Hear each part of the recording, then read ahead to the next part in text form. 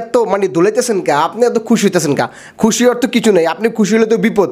খুশি হলে আবার আপনি কবে না আবার আমারে আপনার মায়ের জামাই বানায় দেন জোর করিয়া কওয়া যায়। আপনি তো রিদানিং এগুলা শুরু করছেন, ভালোই।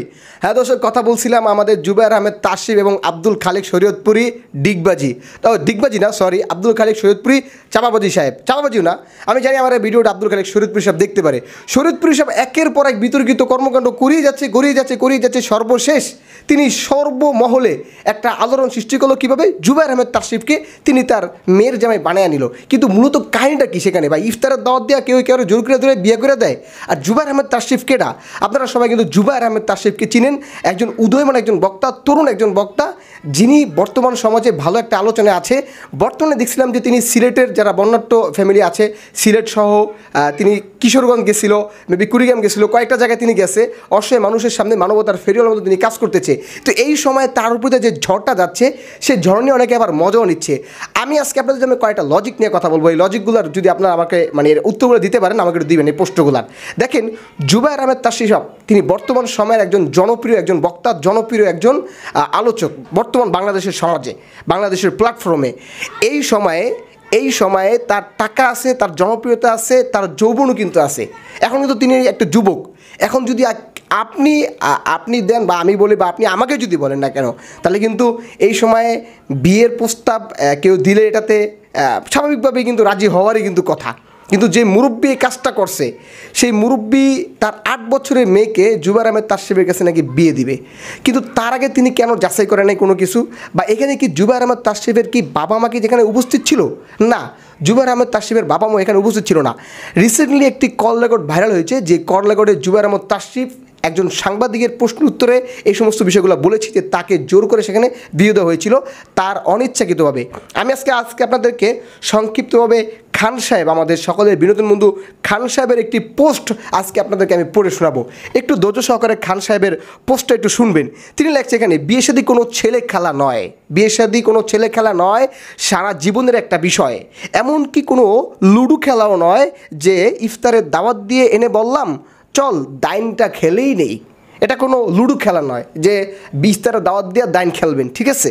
তারপর আমাদের খান সাহেব কিছু উপযুক্ত কিছু কথা বলেছে। তাসিফকে আমি এখনও ছোটো ভাইয়ের মতো জানি, কারণ ওর বেড়ে ওঠা আমাদের সামনেই। ও এখনও চিন্তাভাবনার দূরদর্শিতায় পৌঁছায়নি, এটা সত্যি। জুবায়ের আহমেদ তাসিফের যে বয়স, তাতে করে গভীর চিন্তাভাবনার এরকম দূরদর্শিতা তার এখনও হয়নি, এটা আমরা সবাই কিন্তু মানি। যারা তাকে দেখতে পারি বা যারা তাকে দেখতে পারি না, সবাই কিন্তু এটা আমরা কম বেশি জানি। কিন্তু যৌবনকাল পেয়েছে, হ্যাঁ এটা সত্য যে তার যৌবনকাল আসছে, তিনি এখন যুবক, একজন টকবক একজন যুবক তাকে বলতে পারেন। আচ্ছা, সেই সাথে জনপ্রিয়তা ও অর্থনৈতিক স্বাবলম্বীও, হ্যাঁ তার ভালো জনপ্রিয় আছে এবং অর্থনৈতিকভাবেও তিনি বিভিন্ন প্রোগ্রাম করে থাকে এবং প্রোগ্রাম করে তিনি মোটামুটি ভালো অর্থনৈতিকভাবে তিনি স্বাবলম্বী এখন বর্তমানে। আচ্ছা, এই মুহূর্তে তার কাছে যদি কেউ মেয়ে বিয়ে দিতে চায়, তাহলে সে এক চান্সে রাজি হয়ে যাওয়াটাই স্বাভাবিক, এটাও 100% ঠিক। এই মুহূর্তে তার যে প্ল্যাটফর্ম, যে অবস্থান, যে সিচুয়েশন, এই মুহূর্তে তাকে কেউ বিয়ের প্রস্তাব দিলে সে রাজি হওয়া যাওয়া এটা কিন্তু স্বাভাবিক একটা বিষয়, কারণ তার যৌবন, তার টাকা, তার জনপ্রিয়তা আছে। কিন্তু সুদূর প্রসারী চিন্তাভাবনা না থাকায় পরবর্তী বিষয়টা মাথায় আসে না। রাইট, 100% এটা হচ্ছে বিশ্বাস করার মতো একটা বিষয়, এটা একটা লজিক আছে, এটা একটা যুক্তি আছে। কিন্তু যে মানুষটা বয়ানের মঞ্চে কাজ করছে প্রায় 15 থেকে 20 বছর ধরে, শেষ সময়ে এসে মুরব্বীদের সোবতে আছে বলে দাবি করে, যাকে নাকি আল্লামা শফি সাহেব রহমতুল্লাহ আলাই বয়াত না করাতে ধুমকিও দেয়। কার কথা বলছে আপনারা শুনছেন, আপনারা বুঝছেন আশা করছি। জুবায়ের আহমেদ তাসিফ সাহেব যাকে মানে তাকে যে শ্বশুর বানাতে চাইছে আব্দুল খালেক শরীয়তপুরি সাহেব একের পর এক বিতর্ক জন্ম দিয়েই থাকে।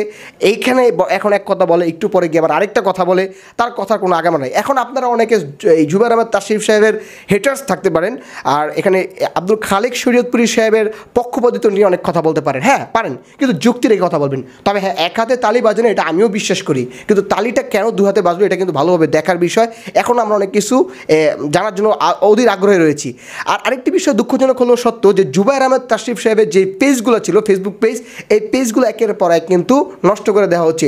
তিনি আইডি খুলে তিনি মানে সময় পাচ্ছে না, তিনি আইডি খুলতেছে, সাথে সাথে তার আইডিগুলোকে ডিসেবল করে দেওয়া হচ্ছে। মানে বিশাল একটা চক্র বর্তমানে তার পিছনে কিন্তু কাজ করতেছে। এখন যে আমি ভিডিও বানাচ্ছি, আমার আইডি আবার আমার পেজ টেজ আবার কিছু করার চেষ্টা তারা করে কি না সেটা আমি জানি না, আমি কোনো গ্যারান্টি দিতে পারি না।